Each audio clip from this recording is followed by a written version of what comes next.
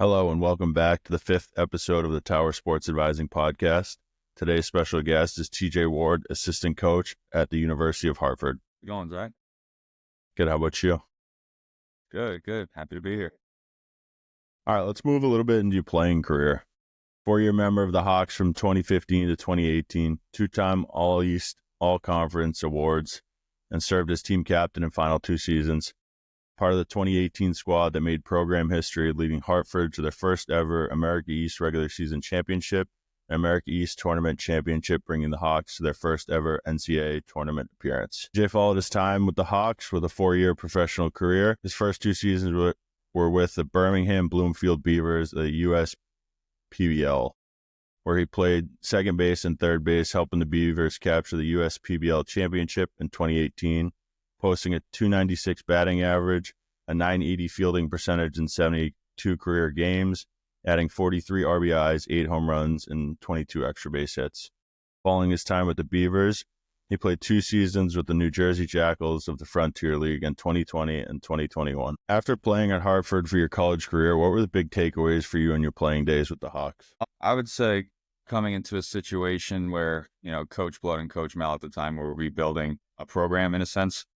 That was at the bottom RPI-wise in Division I when I was in high school, to coming and playing with multiple professional players in the classes above me and in my own class at the same time. It was a very competitive environment, especially offensively. And that kind of showed me as soon as I stepped foot on campus, how much talent is really out there and how much you have to work at it kind of every day to be successful for yourself and at the Division I level, for sure. I think a kind of a cool thing, too, is obviously for those of you that don't know, I played against TJ. I was at UMass Lowell when he was at Hartford. I was talking to somebody the other day. I'm like, I remember when Newcomb was warming up when you guys played at us. And, dude, there was 2 scouts from every team just watching his bullpen, sitting behind the plate at Latcher. And I was like, that was one of the craziest experiences I think I've ever been a part of. Yeah. Unfortunately, I didn't get to. Sean got drafted my senior year of high school, so he would have been a senior when I was a freshman here. But I was at a couple of those games when he pitched at Rutgers and stuff, and yeah, it was must watch for sure. Like Crazy. I said, for a program that had only a couple wins years prior, that's pretty impressive. So moving on into question number 2, what was crucial about your development at Hartford that helped you in your professional career? That's a good one. I would say, one, learning how to fail. I got rolled out freshman year as a starter, but kind of ended up losing that role halfway through, and then got played sparingly. And then going off of that is just, learning your process, learning your routine, learning how you work, pretty much figuring out, because freshman year you get thrown all this information, right? Like college pitching, everyone could throw multiple pitches for strikes, certain situations, tendencies, all that kind of stuff, and it could kind of overload you. So you start to figure out kind of what process works for you, what you do well, how you stick to it, and then what the game offers.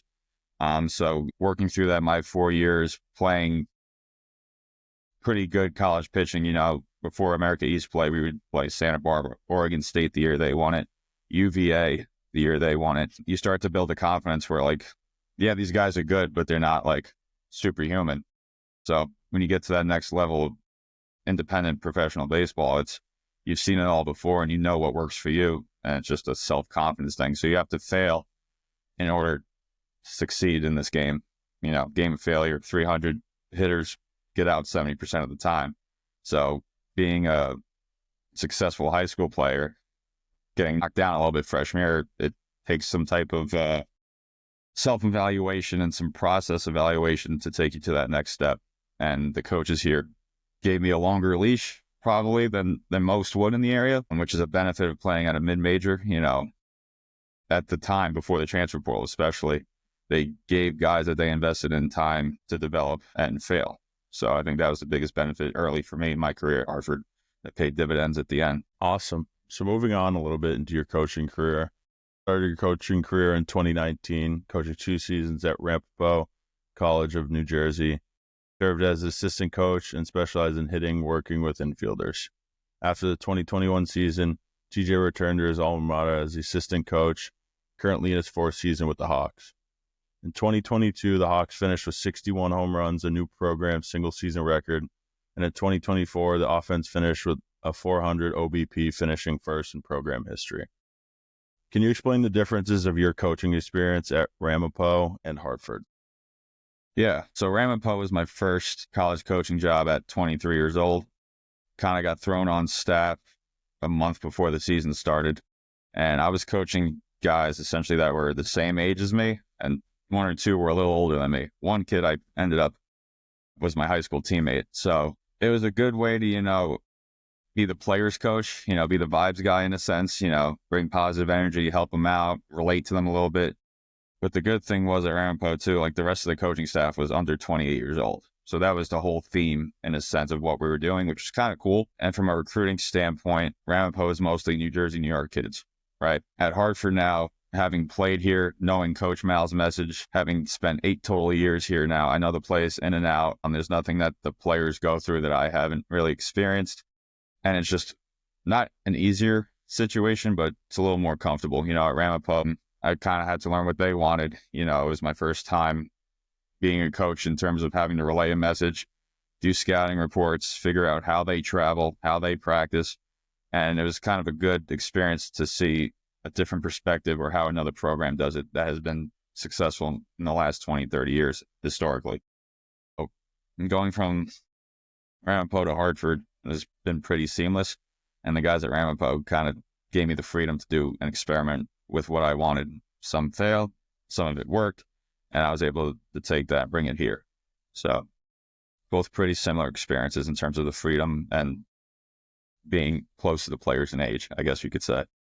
That's crazy to think with the portal now, too. It's like some kids are 24, 25 years old and still playing college baseball. But I'm like, that's kind of the new norm of like, all right, you get those 2 years back and now you're in 6 years of college, which is, again, in our time, that's totally normal, right? You had your 2 redshirt years and you had your 4 playing years.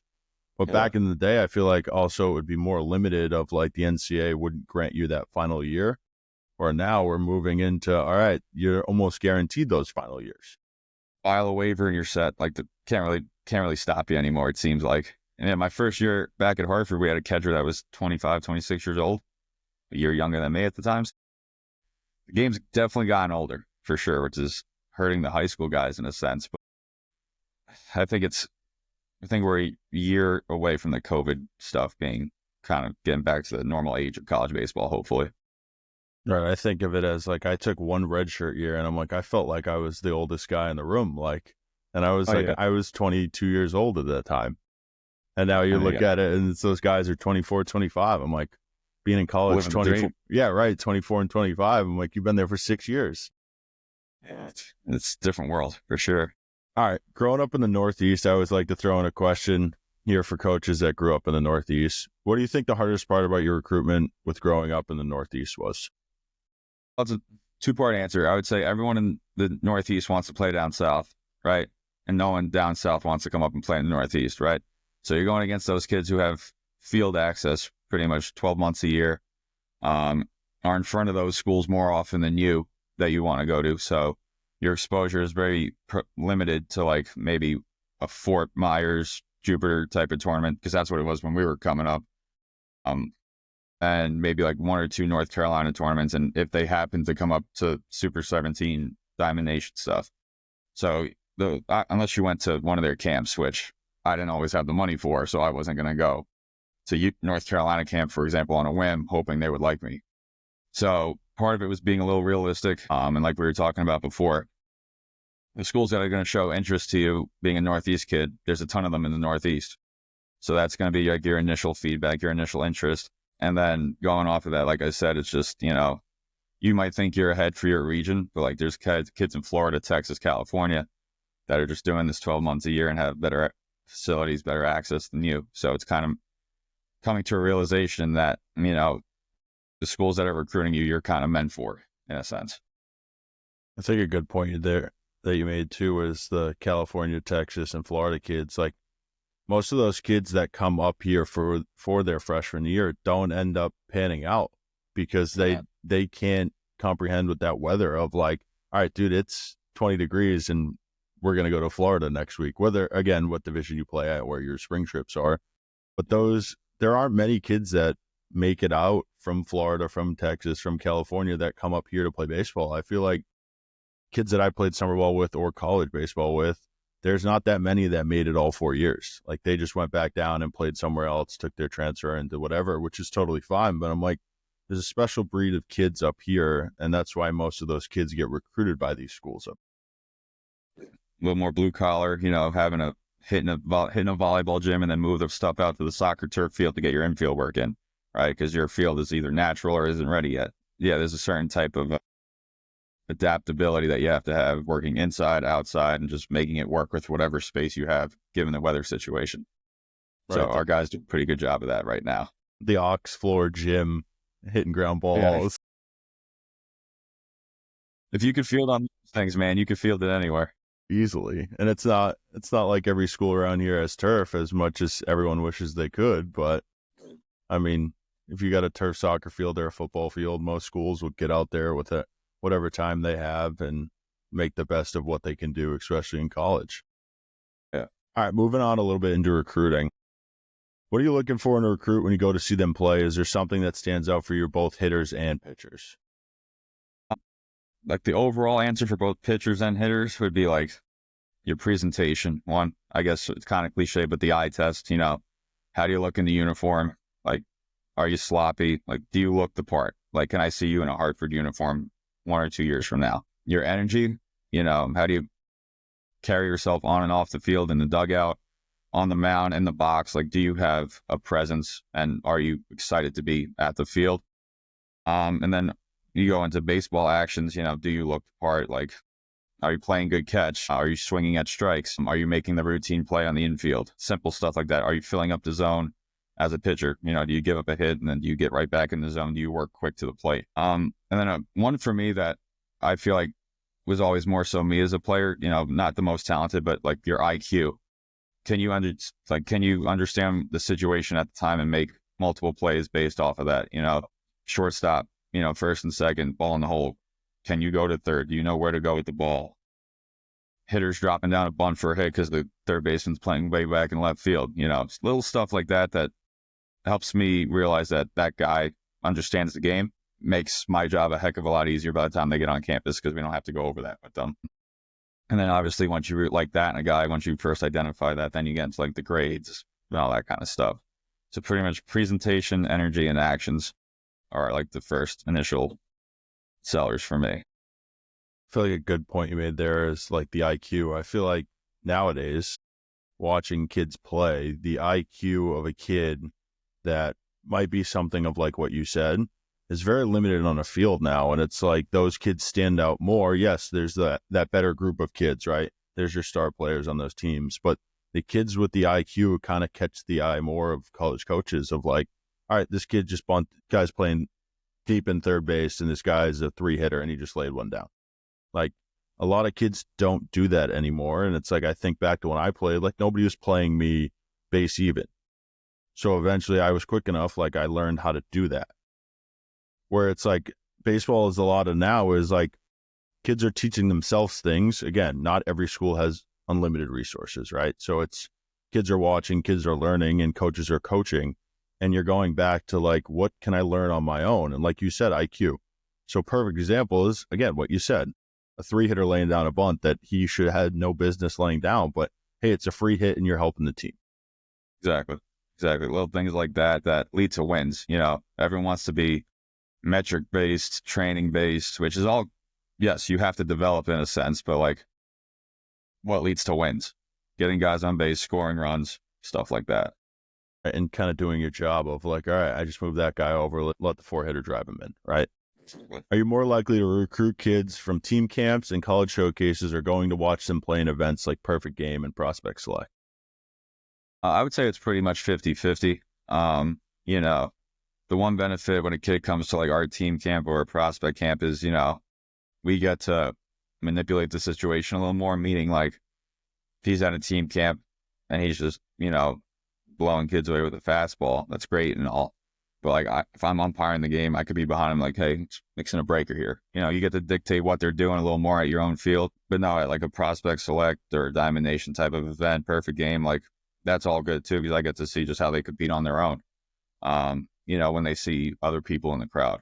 And hopefully they're, like I said, contributing to wins, competing well, have good energy. So I'd say it's a pretty even mix, 50-50. But you'd like to see them play as many games as possible before you make a decision, no matter what the environment is. So next question I kind of have about that is like, how do guys get in contact with you kind of with, let's say, all right, we're playing in the Boston Open and they have 5 games. And again, I know there's 100 coaches there, right? So what's the best way for a prospect to get in touch with you of like, hey, do you guys follow them on Twitter of like, hey, these are my 5 games for this week. Hey, take a look at this, email, text, what is it for you guys? Yeah, so it's pretty much a mix. I'm on my phone a decent amount, where Twitter definitely helps. If you get my number, I'll remember the text message a little more, and then email, obviously. But the video's a big seller too. If you could provide a video that catches my attention and you say or claim you have interest and it all checks out, I'm there. Especially if it's a position of need for us in that recruiting class. Yeah, pretty much the big 3 for me are Twitter, text, email, with providing either reference it, like your coach's information too, that I could verify if I already know him, and then a video that goes a long way. So it's pretty much, especially today, you have multiple ways to access a coach. So if you're proactive, I'll do my best to get there. I think a good point you made too, and I tell guys all the time, like, we didn't have Twitter. It was kind of in that beginning stage of like, that wasn't recruiting for us. It was there, but it wasn't like kids weren't using it for recruiting. Nowadays, it's like you could post a video and you have no idea who's going to reach out to you. Zero clue. Yeah, zero. And it's like that 10-second video that you posted is like, oh, you might have caught Hartford's attention. You might have caught Mitchell. And it's like you were never on their radar. And now they might not have been on your radar. So it's opening different alleyways for all these kids. And like I've had recruits that say, hey, I posted a video, coach followed me, I followed him back. And then that we just kind of got in conversation there of like something that never would have happened if you didn't post that 10-second video. Exactly. And it's pretty, like, it's easy to do it right, but it's also easy to mess up. Like, you'll have kids follow you. There's no location in their bio. So I could like the video, but you could be from Colorado for all I know. So you got to include a location or a high school in your bio. And then the other thing is, it's like a little pet peeve for me is like, okay, you post a video, but you go and you tag me, you tag Coach Blood from Keene State, you tag Coach Glenn from Fordham, you tag all these schools. So I'm like, is he really interested, or is he just selling himself now to Fordham or another school that really is going to beat us in a possible recruiting battle? So like, I like the personal touch of Twitter. Like if you send like the DM or just post an overall video and then just blank and then text that to me. But the one pet peeve I have is like when you tag like 8 schools in that tweet, where it's like, are you like, which one do you want to look at this in a sense? I pretty much tell kids all the time, I'm like, don't tag anybody because it's not worth it. And it's like, it's going to make you look worse than you think it is. Whether, again, you're a 16, 17-year-old kid, but at the end of the day, you don't know better than that. But it's listen to the people that are telling you advice, because you're just hurting yourself in the recruiting process. Yeah, absolutely. And kids don't realize that all these coaches talk. Like everyone in the Northeast is close. So if you do somebody wrong, like they're going to tell somebody else, and you have no idea who knows who. That's another big message too. Don't burn bridges, because like you just kind of touched on too, there's a coaching carousel. The guy at Mitchell, for example, could be at Yale the next year, and you just burn that bridge if you're a sophomore now. So there's little stuff like that. And it's like right there, like you don't know where they're going to be in a year, and you don't know where you're going to be in a year. So it's like, I tell kids all the time too, of like, all right, I don't want to go to your school. That's fine. But be a better person and be like, thank you for this opportunity. You never know where this is going to lead to. Because if you close that door now, hey, you might want to transfer in 2 years. And that might be the only school that you could possibly get into. Spot on. So I'm moving into the next question of, do you guys use the transfer portal for recruiting? And do you believe the transfer portal is helping the sport of baseball? We haven't used it too much for a variety of reasons. The transition from D1 to D3 kind of hurt us a little bit with that. And then not being fully eligible for a postseason up until this year, it really wasn't a draw to guys in the portal. My first year here, we kind of brought in a ton of kids because that was our last year of America East play, and we had something to play for, right? So that was doable. Going forward, I could see us using it a little more now that we are eligible. We offer a wide variety of majors that can get multiple types of transfers in, but we're still, all in on, bringing guys in out of high school, developing them in our system, our way, and retaining them if possible. So the portal for me is more so if you have a guy leave for a better situation, guy gets injured for some reason, you just need to plug and play and replace. So it'll always be there for us, that in the JUCO market. But it's not really our priority in a sense. And in terms of if it's helping the sport, it's a mixed question. It's 50-50. I think it's really good for the kids who develop at a D3, D2 level, even mid-major D1, and get that opportunity at a Power 4 school, validating their work and their ability, even though it might be unfortunate for the coaches that saw that ceiling that no one else did, that brought them in. For the kid itself, I think it's a really cool thing and opportunity that they have at their disposal. Makes a headache for coaches, but overall, I'm kind of 50-50 on if it's good for the player. It gives them unlimited opportunities in a sense, but for the overall state of the game, I'm 50-50 on it. I think a good point you made there is like, it's hard for the coach to swallow that pill of like, all right, well, I saw that ceiling of that kid, right? But the coaches that we grew up coaching, either coaching us or that we played with that are now coaches, if you do it right and you're not doing it wrong, essentially, of like you're a good person and that, we're going to look at it as beneficial to you and beneficial to us because we helped you get there. Whereas I've heard more situations of like, this kid isn't a good guy or he doesn't go about his game the right way. So we would rather look at it as like, all right, this is a guy that like we helped get there. Whereas it's like a guy that we kind of want out of the program of, all right, we want you out anyway. Because I hear more stories about that than anything.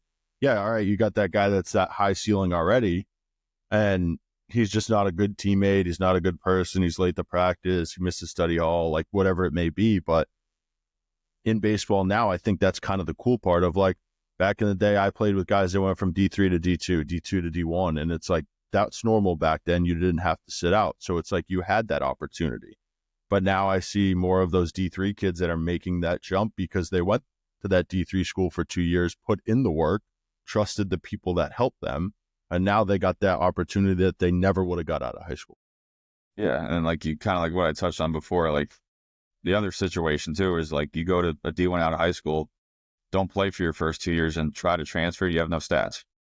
So like they're going to take the kid, like you said, that went to a D3, put up numbers, has some video on synergy, and that's easier for that kid now to get to where he wants to go to than the kid that's sat. So yeah, definitely different world for sure than what we were in. I mean, the roster cuts of D1 happening next year too are going to fill the portal again. If we go back to the kids, like you said, the kids that get hurt or whatever, they need to transfer, that's going to be the norm now. So if you're a freshman and you get hurt in your freshman fall, they need all 32, 34 guys, whatever it may be. And you're going to have to transfer, go play at a D3 anyway, and then try to work your way back. So I think it's going to just be a revolving door of like, hey, you did this and you can come back here. Like, yeah, you might be a mid-90s arm, but if you can't help us right now, I can't waste a spot because that's going to help us throughout the season. Yep. It's pretty much win now, free agency every year. Right. And it's like the Power 4 schools, like you said, they're going to be able to get anybody they want, which is, again, that's how it's pretty much always been. For sure. I mean, it hurts the recruiting class of those high school 4-year guys that they're not really going to buy into anymore because what are you going to buy into? A 4-year guy? Yeah, if you got a top 50 guy in the country, sure. But if you got a guy that played, let's just say at Eastern or Hartford that had 400 last year with 15 tanks, like you're going to give that guy an opportunity. Yeah, he's seen it before. He's gone through it for sure. And he's got that 1 year under his belt of like, all right, this is real baseball, not just high school. Yes. And like you said, you go to the Florida, Texas, California, like those high school baseballs are a little bit different than what we deal with. Like you're facing a mid to upper 80s, low 90s, mid 90s arm probably every game. Where up here, you're lucky to see one of those every 5-6 games, depending on what kind of conference you're playing. Exactly. What's your best advice to a high school athlete trying to play college baseball today? There's a lot of ways you could go with this. The first thing I would say is know the game. Don't just train it. You know, you have a lot of guys that are very comfortable in that indoor space in that one cage, whether it's hitting, pitching, and that's all they know and that's all they want to do. And the time they get in between the foul lines, it's foreign to them, right? So know the game, be comfortable with the game itself, commit to it. Like, what are your priorities in a sense? If you're serious about college baseball, you'll make decisions that reflect that, training the right way, because the weight room more and more is becoming the biggest separator than I feel like even when we were in high school. Like, you lifted, but not to like what's out there now. You didn't lift 5, 6, 7 days a week. No, never. No. So training, the recovery, the off the field decisions, your habits, all that kind of stuff. Like, if you're going to want to play college baseball, it's a full-time investment, and then make yourself marketable. How many phases of the game can you do average or above average? Can you run? Can you field? Can you hit? Can you fill up the zone on the mound with above average stuff? Can you take the extra 90 dirt ball reads, stuff like that? Just how well-rounded of a baseball player can you be to give yourself multiple opportunities? And we have guys too, like we tell them, play multiple positions. We brought in 2 freshman infielders that right now we're getting some outfield time just because they could swing it a little bit. And you'll always find a way to put that bat in the lineup when the situation calls for it. So commit to it and just be as well-rounded of a player as you can, for sure. I think that's a good point of like, be that well-rounded player that can play multiple positions. I was talking to Consamagno in the last one of kind of get rid of that guy that's like that defensive specialist. Like that, when we played, like every other team I would say had one of like, this guy's going to hit 230, mostly catchers, right? But those guys of like, all right, they play because they're good at the defensive part of the game. Whereas now we're putting the best bat in the field. It doesn't matter if you've never played the position. We're going to teach you how to play the position because you benefit our team and you can hit. Well, sorry, we got a 6-year senior there, let's say, at your position, and you've never played left field. We're going to try to put you in that spot because you're going to give us that at-bats that we need to make ourselves better. College baseball now, like you said, is an offensive game for sure. You got to be scoring at least 7 runs a game. There, like you said, there are, in my mind, 3 positions where the defensive specialist still will get the crack. Up the middle of the field, catcher, shortstop, center field. Got to take care of the middle of the field, and then, you'll just fill in the bats kind of around them if you can. Hopefully your shortstop and center field can hit too. That makes your life a heck of a lot easier. But it's definitely a more offensive game now. I mean, that's pretty much going off of that. The middle has always been that way, though. Like, you either play with a catcher that can't hit a lick, or you play with a guy that's going to hit 330 every year. Like, that's how it is. And shortstop and center field, you hope you're fastest and you're 1 and 9 guys. And sometimes, I mean, a lot of guys I play with, our shortstops were our 3 hitters. Like when I was at UMass, Lowell Mendick was our 3 hitter. Yeah. And it's like, you don't really see that anymore. Like, usually, like you said, still in today's game, that shortstop is that defensive specialist, right? But like, there's a lot more guys that can hit now than I feel like when we played. Like, there wasn't a ton of guys that were hitting those high 300, mid 300s. And now it's like, you look at these, whether it's mid-major or Power 5 schools, like, there's guys that can hit that play shortstop now. Across the board. Yeah. And I don't know if it's just the way we train now is different. The scouting reports are different. Technology is different. But there's less offensive liabilities out there now for sure. I mean, I feel like a big part with the shortstops too is like the norm of a shortstop now is over 6 feet. Like, you don't have a small shortstop anymore. Like, I feel like during our time, like, I didn't play with many guys that were kind of the same height or bigger than me. Now it's like shortstops, you look, I'm like, we go to travel ball events and you're like, that kid's huge and he's playing shortstop. Maybe it's because, hey, he's the best player in the field. Sure. Like, you run into that a lot and he won't pan out at shortstop. But I'm like, the average shortstop is like 6 feet now, which is crazy to think. But I'm like, back in the day, you were lucky to be a 5'10" shortstop. Yeah. Oh, yeah. All right, moving into the next segment of hitting. We're both hitting guys. So in your first season with the Hawks, you set the program record in homers. What's something you preach to your hitters to achieve that success? There's multiple parts to it. The way we train, whether it's the weight room, obviously big indicator of that. Our training segments in terms of like lead up work, what we're working on, bat path, the lower half, swing decisions, stuff like that. But pretty much like the roster we had at that time was able to do it, right? We had a lot of guys 1 through 8, 1 through 9 that could leave the yard. So our message kind of was early in counts, have that intent. You're not just settling for contact early. And a lot of our guys, this might be like ruffle some feathers, but like pretty much most of those guys were really good at getting to their pull side. So fellas, like get to your pull side gap with intent and we'll figure it out from there. 2 strikes, obviously going to tone it back a little bit, simplify our moves, but pretty much we're trying to beat the infield with every swing and get our pitch early and do some damage. And like I said, background of that is you got to be able to do it. You got to be able to strong enough to do it. And you have to be able to take in the scouting report for that day to understand when and how you can do that. But pretty much, yeah, our message was the pitching that year wasn't up to normal standards given the transition, but our lineup was able to hang with anybody. So it's like, got to score runs. Let's go for it. I think a cool part of what you just said there too is like pull side, right? Like how many coaches say pull side anymore? Sure, it might be one of your BP rounds, great. But like that worked for you guys, and it's like cool to hear somebody say, hey, we were pull side, and that's what we were good at, so we did it. Because I mean, I don't know how many coaches you talk to of like, all right, we're backside guys, great. Well, what about the pull side? Like you got 8 out of 9 ready hitters, but then that goes back to the coaches of actually, again, knowing your team and putting in the work of like, all right, we're a pull side team. Well, that's good. Let's take that to our advantage and use what we have of like, all right, it's 320 down the line, which is pretty, again, a lot of things that people don't know of like, all right, they set the homers record. That's cool. But like, why? Yeah. What goes into it? Yeah. Approach, training, and just overall intent. Is there something that you learned throughout your career that you really expressed to your hitters? Pretty much. It was tough for me as a player to realize it, but like your process or your practice is way more important than the results. Like if you actually do put in the work, it's focused work, not just swinging to swing. But if you have like a focused approach to your practice, the game's going to take care of itself. Like you shouldn't be worrying about the end game if you've done the work prior. That's kind of your foundation. Like we'll give you the information, we'll give you the drills, the approach and all that stuff prior.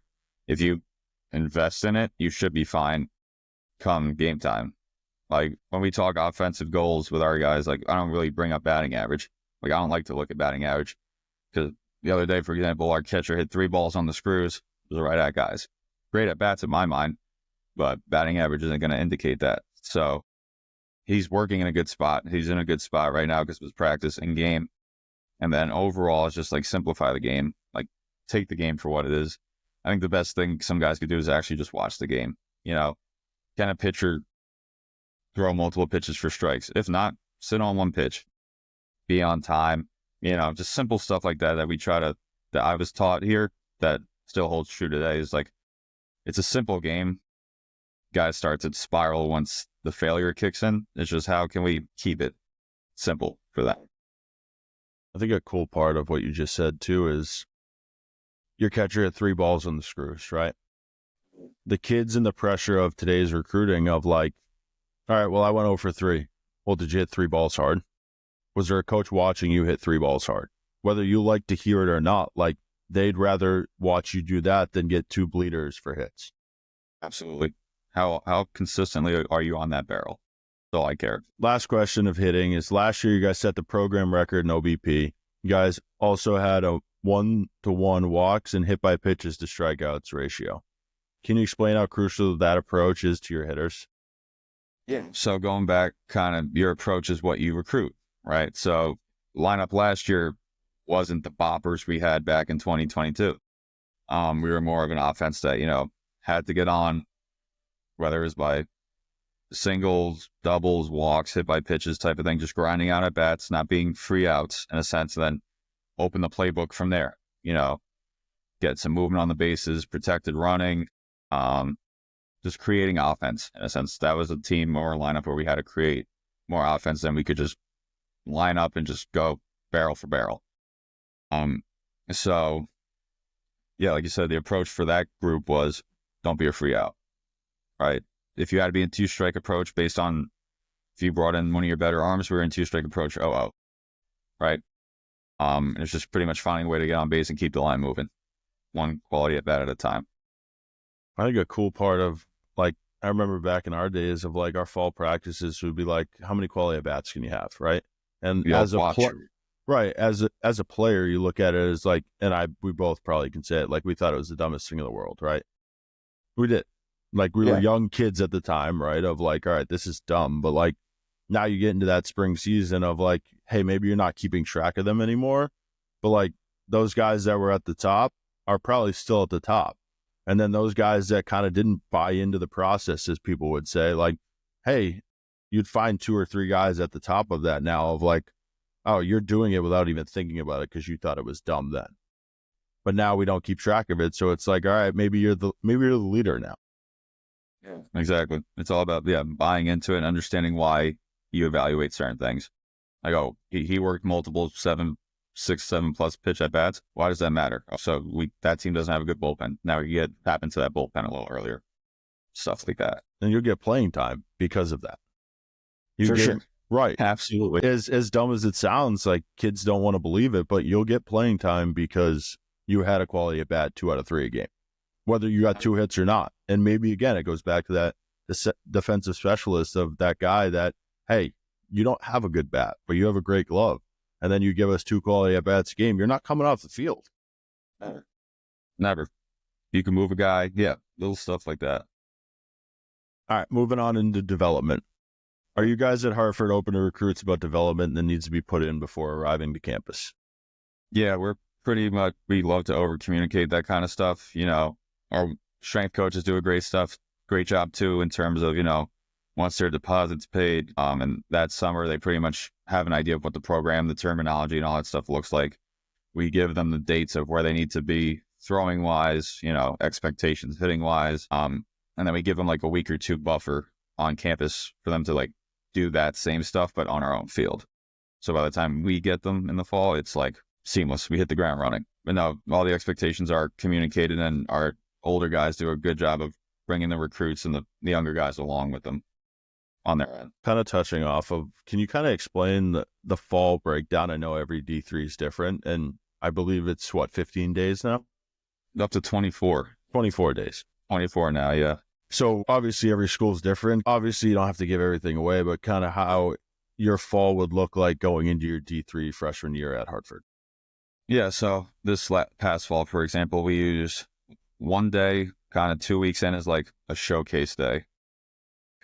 Let loose, like, here's your pro style defensive workout. Here's your batting practice. Here's I think we went 30-yard time, like home the first time, you know, not trying to blow them out or overdo them at the 60. So like, get some metrics, get some eye test on you, just see you move around in a showcase setting, you know, because that's what they're used to. And then we'll go 5 weeks of 4 days a week practice. 5 weeks, 4 days a week. Yeah.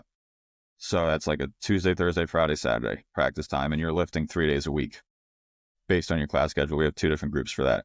So you're lifting at least 3 times a week now at this point with 4 practices. So now you're in the thick of it. And then we'll use a day or 2 at the back end for like individual work. Like, hey, we just spent the whole fall on you.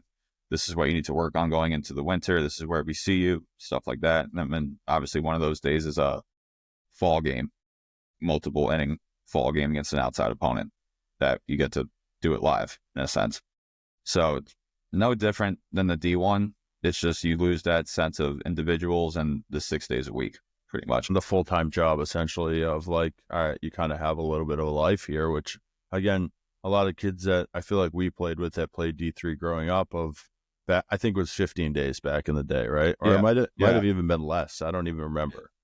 But it's like if you went to D3, let's say in 2010, like it was a whole different world than it is now. Of like now those D3s are kind of getting essentially to the point where you're going to be like a D2 eventually in the fall. Of like, all right, we might have a full, I think in the next 5-10 years, you'll see D3s having a full fall because see it. You're, again, the transfer portal and all that, but you're essentially trying to compete with other schools, right? And now what's different than, hey, just let D3 have a full fall?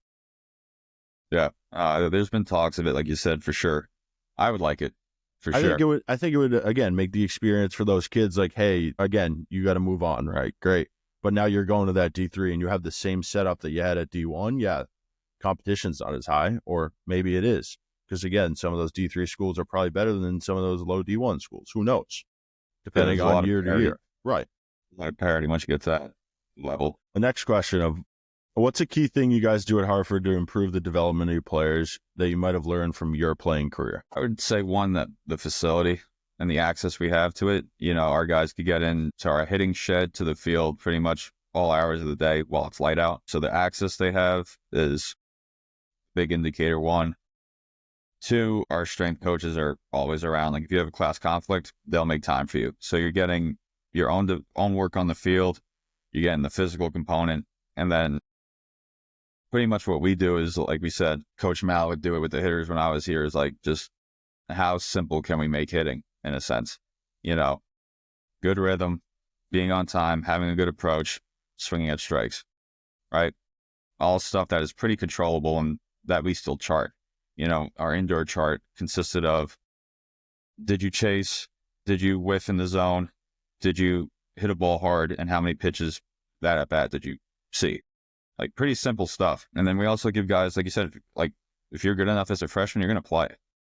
Like, so the game, you can't simulate the game as much as we like to try. Game experience is what's going to lead to that development. So if a freshman's good enough, we want them getting in there, because it's only going to help us out 2-3 years down the road. So getting them as much game experience and simplifying it for them, I think, is really what we're big on. I think a cool point of a lot of people I talk to is like freshmen nowadays expect to play, right? Yeah. Whereas most of the schools that we went to, like you didn't touch the field till sophomore year, if you were lucky, right? You would get maybe 1-2 at-bats your freshman year. I feel like a lot more coaches nowadays want those kids, hey, let's get those 10, 15, maybe 20 at-bats. Hey, maybe you get every midweek start or whatever it may be. And I think a lot of kids don't understand the pressure of like, you're not going to get an at-bat for 10 games. And I think that's yourself. Right. And you got to keep yourself. I talk to guys that I've coached that are playing in college now. I'm like, dude, your opportunity might come at game 24, or it might come. Gets injured out of nowhere. Right. Yeah. And you're now the starter. But like, you have to be ready for any opportunity. And I feel like a lot of kids now take it as like, well, that's the only opportunity I'm going to get. We'll do something with it. Because I think they've come up with like travel ball, everything's scripted for them. What inning you're playing, like it even before you even get to the field sometimes. Like it's in the team snap, it's in the parents group chat, it's in this, right? So yeah, and you always have the luxury of the portal. Like, oh, I didn't get an opportunity, I'm going to leave. Right, and I think the grass is greener on the other side, which 90% of the time it probably isn't. Exactly, and they come up because there's always a travel team you could play for, right? There's always a Legion team you could play for. There's always a team that needs you, in a sense. So they think it's the same at college, and it's cool to see the guys that stick around those 2 years and then get that opportunity and then just run with it. I feel like more than not, those guys hit 300, play all 50 games or whatever it may be, and it's like, all right, I'm happy with those 2 years that I played, and I'm glad I didn't give it up after my freshman year. Exactly. Last question about development is, can you explain how crucial the development at Hartford is in your freshman year? Yeah, we kind of have like pillars or tiers in a sense that's like building blocks where you need to be by freshman year, sophomore year, junior year, and senior year. And like, for example, our hitters get like, they get like this when they get here, little offensive player manual. And it's like freshman year, pretty much all you need to be able to do is be on time for a fastball and identify spin for a strike and spin for a ball. That's all we really ask you to do. So it goes back to simplifying their early stages. So by the time they're sophomore, junior, senior year, they have the foundation to be able, like, oh, all right, I'm going to sit on a pitch here. Or it's like, probably not going to get pitched to here. All right, so let's be super selective and not go outside the zone, kind of stay within your approach. So like I said, development for us is like giving them the foundation to advance all throughout their 4 years.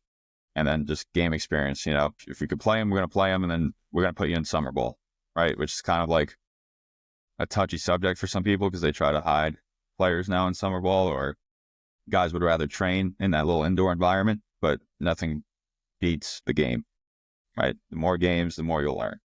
Nothing beats college summer ball. It's in Massachusetts, Worcester, The Hamptons, NECBL, the Cape, nothing. If you look at it though, and it's like, I think of back to the FCBL days of like how many kids we played with that are, again, still playing today, or guys that you were like, how was that kid at that school? And then it was like, all right, well, that kid's a freshman or going into his freshman year of college. And it's like, all right, by junior year, this guy's up to 97. Like, I remember the one year I played in Wachusett, Vandy's whole recruiting class was in that year. And there was a lefty that was 97 to 99, and he had no idea where the ball was going. And it was like, I'm not a small dude, but like being in that box, I'm like, dude, am I going to get a hit in the back, or like, is this going to be dotted on the outside corner?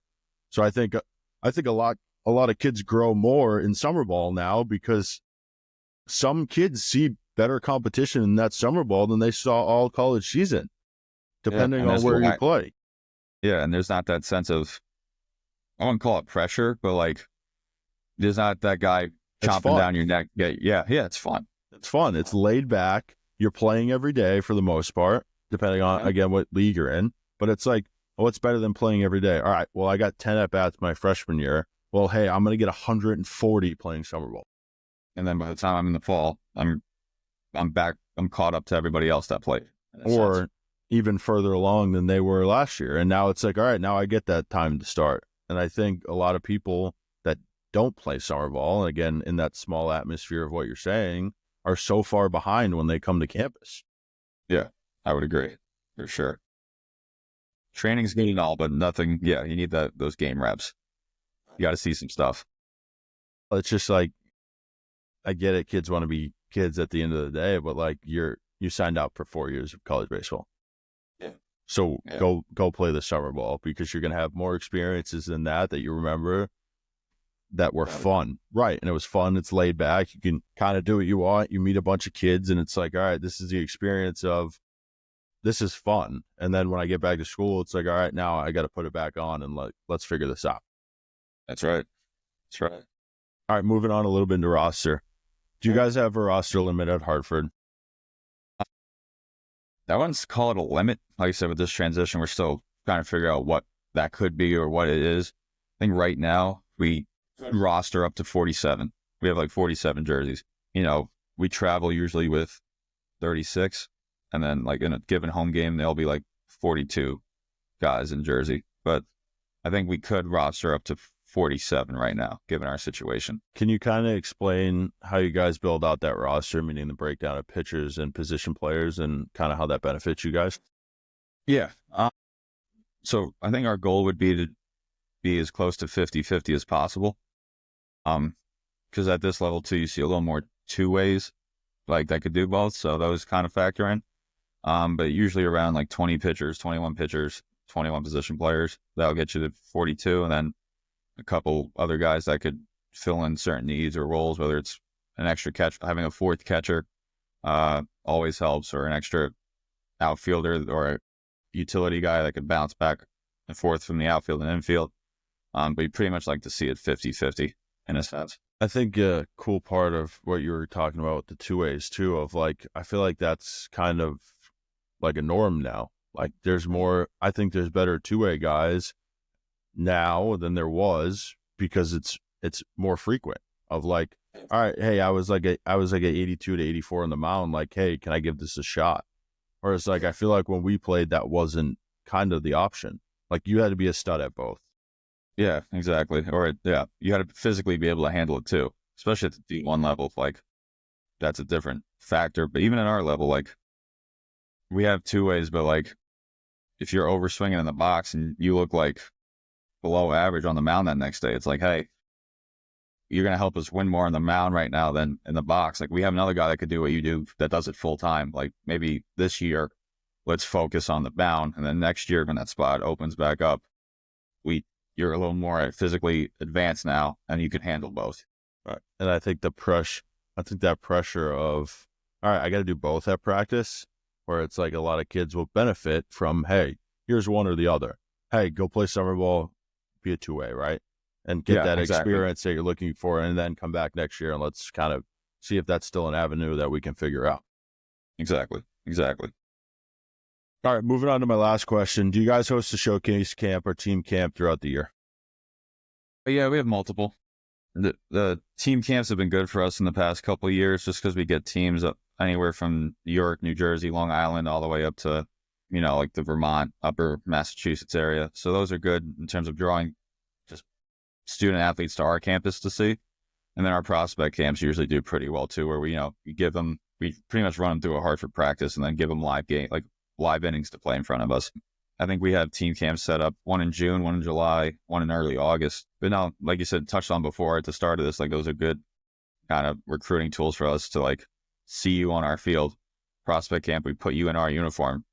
Do you fill it out? Do you look the part in it? So they're all useful tools for us that are all up on our website now.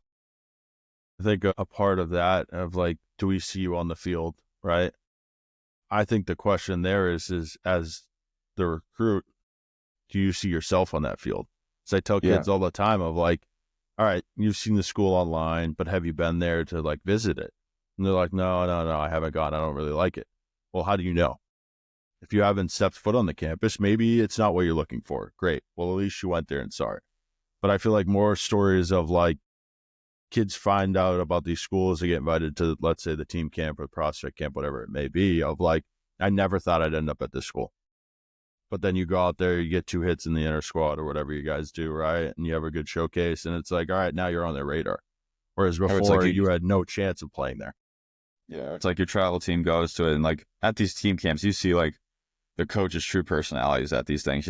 It's a summer morning, like middle of the week, like they are where they are, and like you're like, oh, I could see myself playing for that guy that I never would have thought of his school before, but like he has good energy, he's helping me out, and he's positive, he loves being at the field. Like that's a guy I could connect to and see myself playing for. So it's like things like that too, like you said, on the player side of things that are beneficial for them to be taking in or taking stock into. Yeah, and again with that is like I feel like a lot of the time now it's kind of those parents of pushing like, oh, I don't want my kid to go here. Like, what if your kid wants to go here? What if this is the best thing that your son has liked about college so far? Yeah, it's not the prettiest, right? But like again, back to what you said, like the coaches are buying into you, right? You're buying into the coaches before you're buying into the school. Like if you don't mesh well with that coach, you're not going to be there for 4 years. Yeah, at least that's how my process was. Right, but sure. I think that's how 90% of kids' processes are now. And those are the kids that go on, all right, I like that coach, right? I go there, yeah, he does me right, I do him right. Awesome. Well, you played 4 years and then you get to tell, hey, your grandkids down the road, I played college baseball, right? But I guarantee you that those 4 years are going to set you up for more success in your life than just, hey, I went to a school I never played just because I like the school. Exactly. He ended up not liking it, despising college baseball, and whatever. Your experience is flawed. And you quit after your freshman fall of like, and didn't even use, again, you could use a portal now, but you didn't even use a portal. So you didn't even explore those options. And it's like you were forced to go here and all those things of all the horror stories you hear now. Exactly. Good point. All right, that's all I have for you. So TJ, I want to wish you guys the best this year in your season, and I want to thank you for joining the pod. Thanks for having me. It was a blast for sure.